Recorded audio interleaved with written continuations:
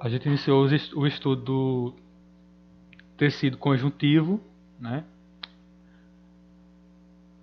A gente já tinha visto o estudo do tecido epitelial, né, nas aulas anteriores, e na passada a gente iniciou o tecido conjuntivo, certo? A gente viu que a principal função do tecido conjuntivo vai ser unir, né, juntar outros tipos de tecido, mas que também ele atua fazendo transporte de substâncias, nutrindo tecidos que não possuem vascularização, e que esse tecido conjuntivo ele se dividia em 5 tipos, que seria o tecido conjuntivo propriamente dito,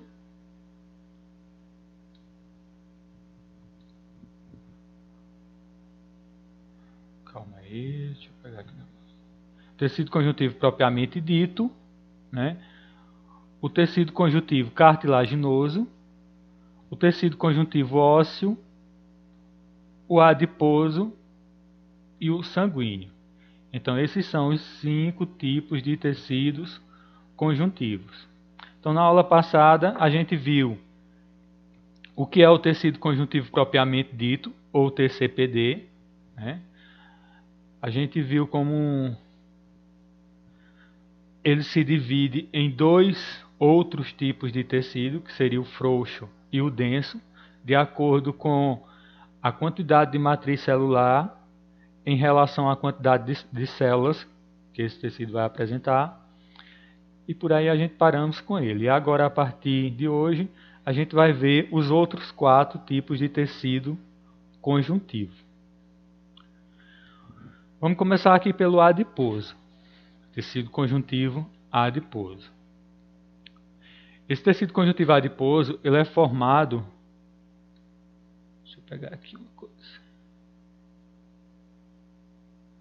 Marca texto. Preto. Esse tecido conjuntivo adiposo, aqui onde a gente está, ele é formado por células chamadas de células adiposas ou simplesmente adipócitos, certo? Esse tecido conjuntivo adiposo, ele é responsável pela formação da nossa gordura, certo? A nossa banhazinha que a gente tanto luta contra ela. Isso é a ação do tecido adiposo. Tem alguém pedindo para entrar, eu vou voltar lá aqui um instante para ver quem é. Meu Deus.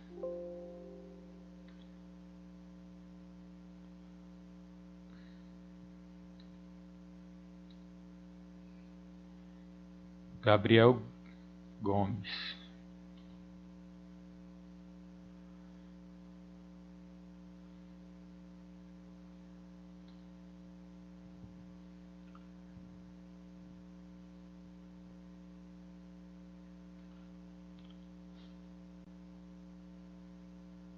Pronto, já aceitei lá, Gabriel. Aí voltando para cá, eu estava dizendo que o tecido conjuntivo adiposo vai ser responsável pela formação das nossas gorduras. E que essa gordura vai ser formada por células chamadas de células adiposas ou simplesmente adipócitos. Se vocês verem esse círculozinho aí, o amarelo, nesse slide, está dizendo que as células são de tamanho grande e especializadas no armazenamento de lipídios. E o que são lipídios? Lipídios são as moléculas de gordura. Se vocês verem aqui essa imagem, eu estou fazendo o xizinho de preto aqui ao lado, isso representa um adipócito ou uma célula adipósita. Essa célula adiposa, ela vai ter basicamente a mesma formação de qualquer célula, certo? Vai ter as mitocôndrias, vai ter o núcleo, o citoplasma, praticamente todas as estruturas. A diferença, a grande diferença é que ela vai servir de armazenamento de moléculas de lipídios. Deixa eu voltar para cá. Pronto, consegui.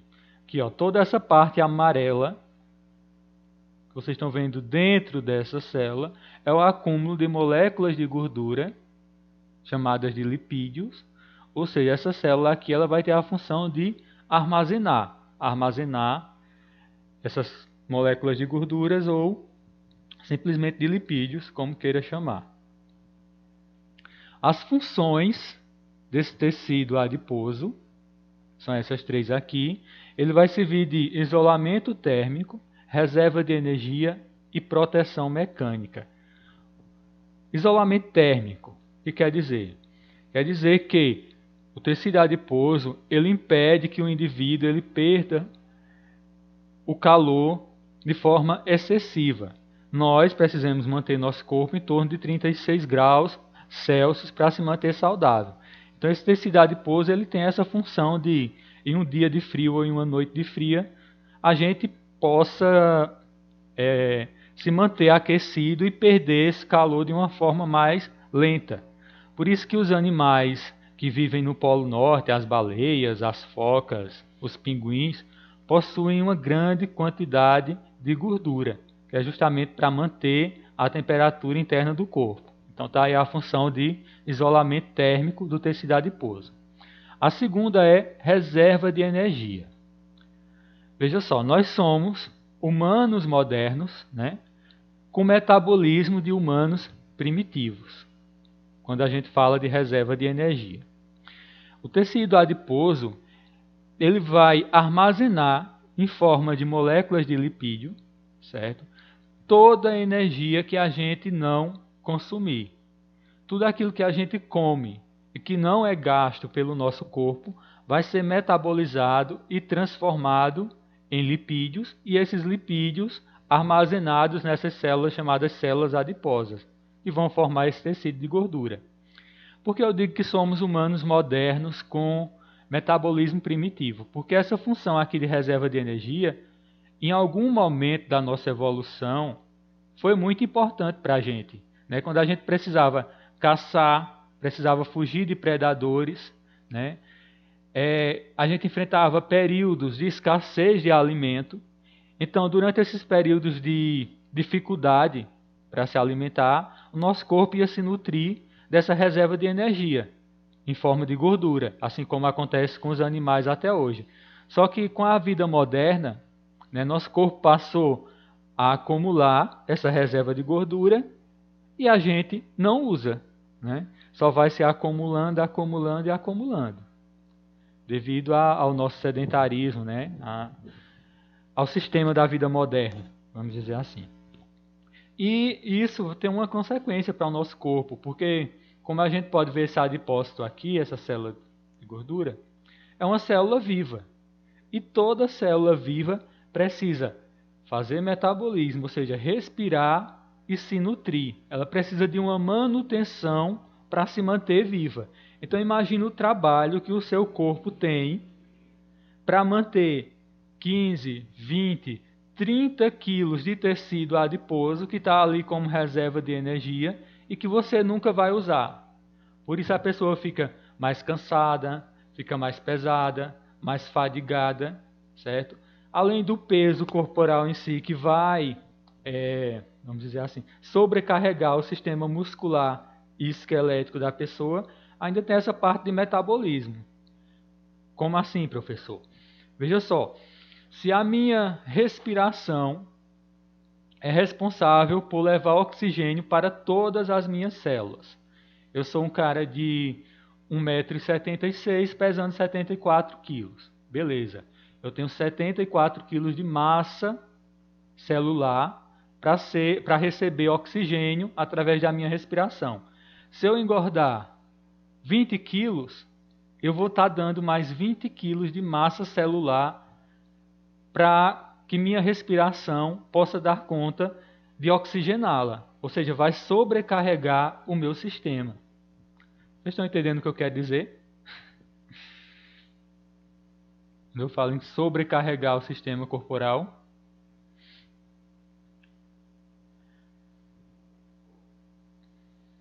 Ainda falando, né, sobre essa questão do sobrepeso e da obesidade, a gente tem aqui nessa imagem, né, representaçãozinha de 3 bonecos. essas partes em amarelo seria o tecido adiposo, né, a gordura. Aqui, esse primeiro boneco com pouca reserva de gordura, né, pouco tecido adiposo, espalhado aqui entre as vísceras e na pele do abdômen. Esse segundo aqui, já com excesso maior de tecido adiposo. E o terceiro aqui com muito tecido adiposo. Esse tecido adiposo que fica localizado na pele, né, chama-se de tecido adiposo cutâneo. Cutâneo porque é na pele. E esse que fica localizado aqui, ó, na parte de dentro da barriga, chama-se de tecido adiposo visceral. É nítido você olhando para essa imagem aqui, o quanto os órgãos, aqui o coração, ó, o fígado, o pulmão, de uma pessoa que tem mais tecido adiposo visceral, vai comprometer o espaço dos órgãos. Quanto mais tecido adiposo tiver na parte de dentro, mais esse órgão ele vai ficar apertado, diminuindo a capacidade de movimentação desse órgão. Por exemplo, batimento cardíaco do coração, né? O coração vai ficar limitado por esse tecido adiposo, por essa gordura, e vai aí perder um pouco da sua capacidade produtiva. Por isso aí vem as diversas doenças ligadas à obesidade. Ainda falando de obesidade e sobrepeso, no mundo de hoje, né, a mídia, vamos dizer assim, a mídia comercial, a mídia capitalista, está tentando transformar a obesidade e o sobrepeso em uma coisa normal, romantizando a obesidade e o sobrepeso. Não que se você tem sobrepeso, você tem que ser uma pessoa triste, uma pessoa infeliz. Não, você tem que se aceitar, claro, mas ter a consciência de que isso não faz bem para o seu corpo, certo? Que é uma coisa que compromete todos os seus sistemas fisiológicos e pode futuramente causar aí muito mal. Então, é bom se atentar para isso, porque sobrepeso e obesidade não é legal. Apesar da mídia estar tentando vender essa ideia de é normal, não sei o que, não. Isso é puro interesse comercial deles, né? Eles estão percebendo que boa parte da população mundial, inclusive aqui no Brasil, está com sobrepeso e está produzindo, né, mecanismo de vender roupa, vender alimento, vender seja lá o que for, para essas pessoas, embutindo nelas a ideia de que ter sobrepeso é saudável, e não é. Veja só, indo aqui para a última função do tecido adiposo, a gente tem proteção mecânica. Essa proteção mecânica quer dizer que o tecido adiposo, que a gente tem tanto ao redor dos órgãos, como na parte da nossa pele, vamos dizer assim, a gordura cutânea, eles protegem a gente de choques, protegem os nossos órgãos vitais. Uma pessoa que tem menos tecido adiposo, que é mais magrinho, que sofreu uma pancada no abdômen, por exemplo, os órgãos internos vão sentir bem mais esse impacto do que uma pessoa que tem o tecido adiposo, vamos dizer assim, mais volumoso. Certo? Aqui a gente tem esse desenho, que é um glóbulo de gordura formado por várias células adiposas, que é essa célulazinha aqui de cima. E esses vários glóbulos de gordura juntos formam esse tecido que a gente vê na nossa barriga, nas nossas costas, etc. Alguma pergunta até aí? Se a pergunta for digitada, alguém leia lá no chat e me diga, por favor. Não, né? Cri, cri, cri, cri. Passando do tecido adiposo, a gente vai para o tecido cartilaginoso. Lembrando que todos esses que eu estou falando são tipos de tecido conjuntivo. O tecido conjuntivo cartilaginoso, ou simplesmente cartilagem, é responsável por formar as cartilagens que a gente tem espalhadas aí por algumas partes do nosso corpo. Essa cartilagem vai ter duas características bem marcantes, que é a resistência e a flexibilidade. Ou seja, resistente e flexível. Ao mesmo tempo, ela consegue se mover. Nesse círculozinho amarelo aqui, ó, a gente tem: não possui vaso sanguíneo ou linfáticos. A nutrição é realizada pelo tecido conjuntivo que fica ao redor, denominada de pericôndrio. Veja só. O que isso quer dizer? O tecido cartilaginoso ele não vai possuir nenhum tipo de vaso, nem vasos sanguíneos, nem vasos linfáticos. Porém, ele é formado de células vivas e essas células elas precisam ser nutridas, precisam chegar até elas nutrientes e oxigênio. De que forma esse oxigênio e esses nutrientes vão chegar até as células desse tecido cartilaginoso, já que ele não possui sistema de vasos sanguíneos? Através de um tecido que fica envolto ao redor dele, certo? Que faz essa função de nutrição. Essa camada de tecido que fica ao redor do cartilaginoso é chamada de pericôndrio. E esse pericôndrio que fica ao redor do tecido cartilaginoso vai ser representada pelo nosso TC, deixa eu ver se eu consigo, PD, tecido conjuntivo propriamente dito, que a gente viu na aula passada que uma das principais funções do tecido conjuntivo propriamente dito era preencher os espaços entre os demais tecidos e nutrir aqueles tecidos que não possuem vaso sanguíneo.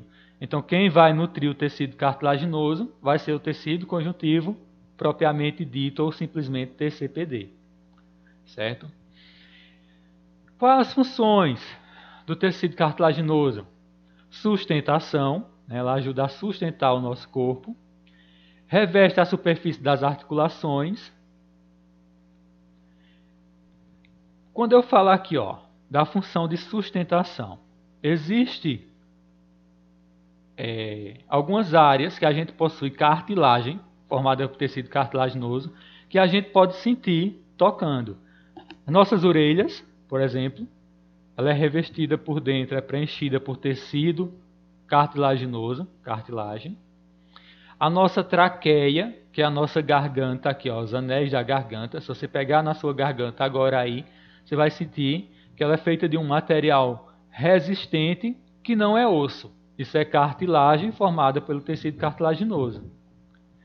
E também a ponta do nosso nariz. A ponta do nosso nariz não tem osso, tem uma cartilagem que é resistente, sustenta e ao mesmo tempo é flexível. Né? Se a gente não tivesse essa cartilagem dentro da nossa orelha, por exemplo, nossa orelha seria caída.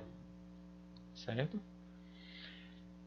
Quando eu digo essa segunda função aqui, ó, do tecido cartilaginoso, que é reveste a superfície das articulações, as articulações são os pontos onde dois ossos se encontram.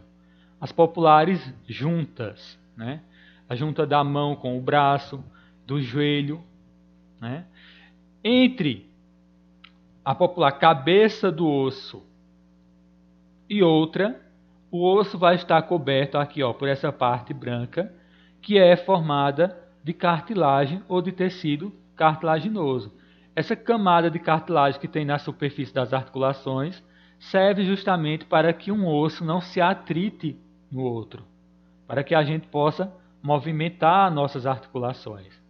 Certo? Algumas doenças, como a artrose, por exemplo,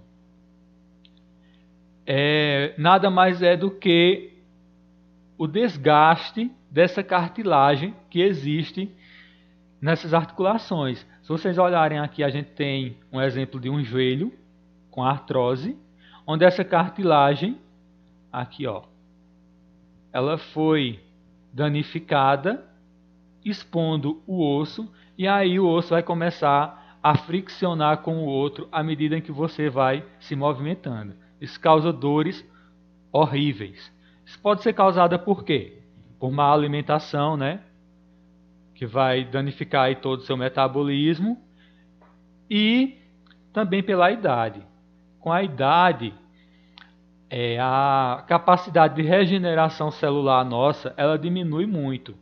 Então pode ser que aconteça aqui, ó, essas fissuras na cartilagem, que reveste a superfície das articulações, e por a pessoa já ter uma idade mais avançada, esse tecido cartilaginoso não ser capaz de se regenerar, de se fechar, de se curar, certo? Por isso que é mais tendencioso que essa artrose aconteça em pessoas idosas.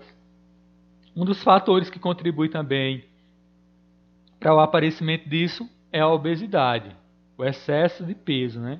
O excesso de peso pressionando as suas articulações pode fazer com que esse tecido cartilaginoso se gaste de forma rápida, tão rápida que ele não consiga se curar na mesma medida em que está sendo gasto. Indo aqui para a parte escrita, nesse círculo amarelo, a gente tem: possui matriz extracelular ricas em fibras colágenas. Ou seja, a gente já viu que a matriz extracelular vai ser aquela parte que preenche os espaços vazios do tecido entre as células, não é isso? Então, essa matriz extracelular do tecido cartilaginoso vai ser rica em dois tipos de fibras, as colágenas e as elásticas.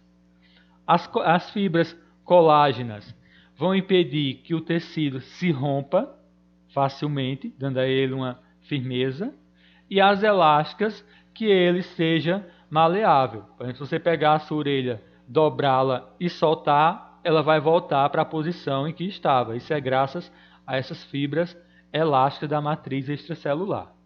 Aí eu pergunto a vocês, alguma pergunta até aí? Cri, cri, cri. Só o grilo responde.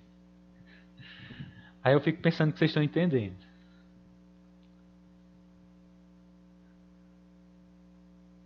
Deixa eu ver a hora aqui. Ainda tem muito tempo.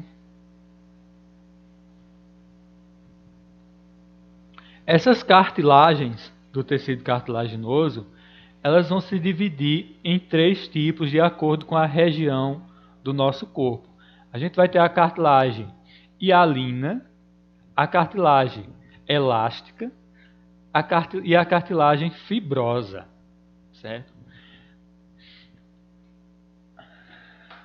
Esses tipos de cartilagens, eles se diferenciam de acordo com a função em que essa cartilagem vai ser empregada na nossa anatomia, no nosso corpo, e de acordo com essa função, nossas cartilagens evoluíram de forma diferente, inclusive na sua formação com as fibras da matriz extracelular que estão presentes nessas cartilagens. Veja só, a cartilagem hialina, a matriz apresenta apenas fibras colágenas finas, certo? E essas fibras colágenas finas da matriz hialina vão estar presentes nos anéis da traqueia, que é aqui na nossa garganta, que eu acabei de falar, nos brônquios, que são partes da árvore respiratória dos pulmões, no nariz, na junção das costelas e nas extremidades de alguns ossos, como por exemplo do fêmur, que eu mostrei aqui anteriormente. Se está revestindo aqui a extremidade desses ossos, isso é um tipo de cartilagem hialina. Já a cartilagem elástica, a matriz, além das fibras colágenas que a hialina tem, ela também vai conter fibras elásticas, certo? E vai estar presente na orelha e na laringe. Fica bem nítida a presença dessas fibras elásticas na cartilagem da orelha, quando eu dei aquele exemplo que você pode pegar a sua orelha, dobrar, soltar e ela voltar para a posição normal que ela estava. Isso é graças a essas fibras elásticas existentes nela, dando a essa cartilagem da orelha o status de uma cartilagem elástica. A cartilagem fibrosa, a matriz é formada por uma grande quantidade de fibras colágenas e apresenta maior rigidez. Ou seja, essa primeira hialina, é formada de fibras colágenas, só que são fibras colágenas muito finas, certo? Que não dá tanta resistência a essa cartilagem. Enquanto que a fibrosa também vai ser formada de fibras colágenas, porém essas fibras colágenas serão bem mais grossas, resistentes e conferem a esse tecido uma rigidez muito maior. Essa cartilagem fibrosa ela vai ser encontrada entre as vértebras e vai proteger a nossa medula do choque mecânico. Aí aqui do lado a gente tem o que seria aqui, um pedacinho da nossa coluna, certo? E entre uma vértebra e outra, a presença aqui da cartilagem fibrosa. Quando você está em cima, por exemplo, de um banco e pula de cima desse banco no chão, gera-se um impacto, né? Esse impacto que gera-se e esse choque sobe pelo seu sistema esquelético, vai ser absorvido na coluna por essas cartilagens, por esses anéis de cartilagem que tem entre as vértebras, fazendo com que a medula espinhal que esteja aqui dentro da sua coluna seja preservada e não sinta esse impacto. Ou seja, ela vai ter a função aí de amortecimento contra choques mecânicos. É claro, se a pancada for forte, a cartilagem não vai conseguir absorver toda essa energia do impacto e vai acontecer aí algum dano à medula. Aqui no meio a gente tem uma imagem da cartilagem da orelha, né, que é a cartilagem elástica. E aqui no primeiro desenho, 2 desenhos de onde são encontrados a cartilagem hialina, na traqueia e nos brônquios, né, e aqui entre as costelas, na junção dos ossos das costelas.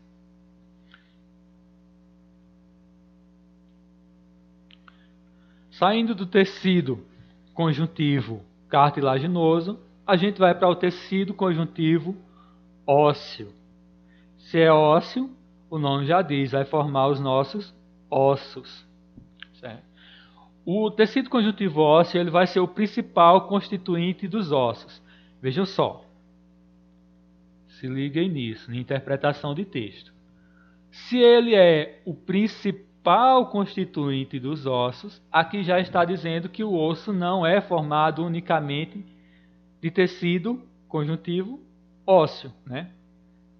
Se é o principal constituinte, então é porque existem outras coisas constituindo esse osso, que a gente vai ver mais para frente o que são. Certo? No segundo tópico aqui a gente tem o mais resistente e rígido entre os tecidos. Quer dizer, o tecido ósseo, até pela sua própria estrutura esquelética, não precisa ser expert em anatomia nem fisiologia humana para saber que os ossos é o que a gente tem de mais resistente no nosso corpo. É isso?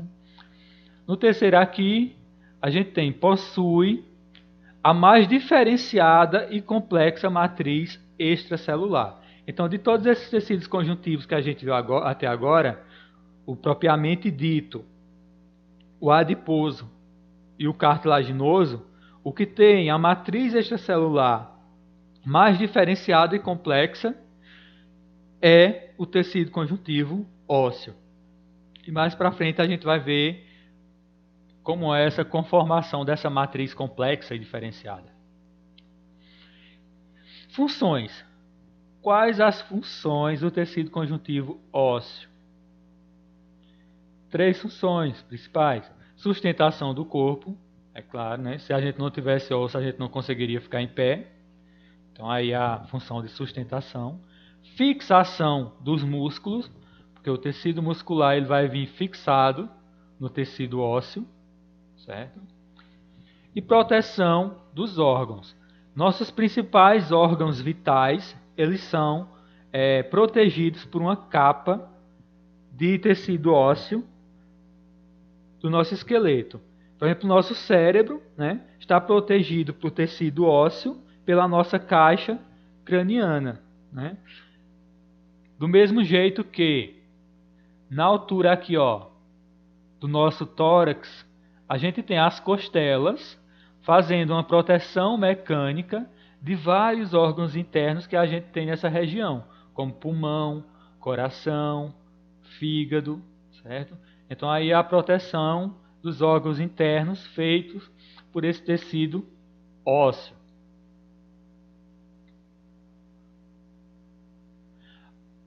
A matriz óssea. Veja só, a matriz óssea do tecido ósseo, é claro, vai ser constituída de duas partes. É aquela mais complexa que a gente falou. Uma porção chamada de porção orgânica e outra de porção inorgânica. A porção orgânica vai ser formada basicamente de fibras colágenas. Já a porção inorgânica, que vai ser a maior parte, cerca de 65% da matriz óssea, vai ser formada por sais minerais. Esses sais minerais serão o cálcio e o fósforo. Esses sais minerais, cálcio e fósforo, vão formar cristais. Imagino que esse asteriscozinho que eu estou tentando desenhar aqui seja um cristal de minerais. E a união desses cristais minerais é o que vai dar essa rigidez, essa resistência que a gente tem no nosso esqueleto. Esses cristais minerais, eles podem ser formados por fosfato de cálcio, que é uma molécula de fósforo, de cálcio, associada a uma de fósforo, fosfato de magnésio, que é uma molécula de fósforo associada a uma de magnésio, e carbonato de cálcio, que é o cálcio associado ao carbono, certo?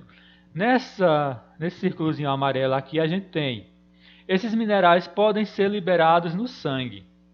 O que é que eu quero dizer com isso? Esses minerais que estão no osso, em algum momento, se o nosso corpo tiver necessidade de cálcio, ou de fósforo, ou de magnésio, e a nossa alimentação não esteja sendo suficientemente boa para nutrir essa carência desses minerais, o corpo pode ir lá e fazer com que esses minerais sejam liberados do osso e possa ser absorvido lá na parte do nosso corpo onde ele está sendo necessário. Ou seja, funcionar aí como se fosse uma reserva de minerais também, que pode ser usado sempre que o corpo precisar.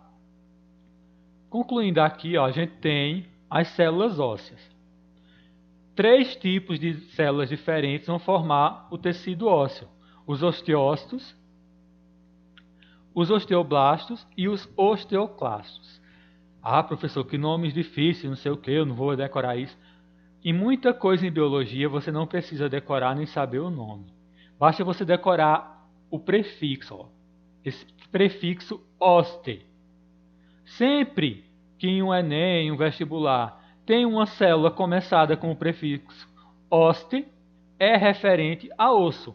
Osteócito, osteoblasto, osteoclasto. Se a gente falar de osteoporose, aí já é uma doença referente ao osso. Se a gente falar de osteologia, é a ciência que estuda os ossos. Então esse prefixo oste vai estar sempre relacionado ao osso, certo? Aí, minha gente, nossa aula já está acabando. Deixa eu ver aqui o que eu vou fazer.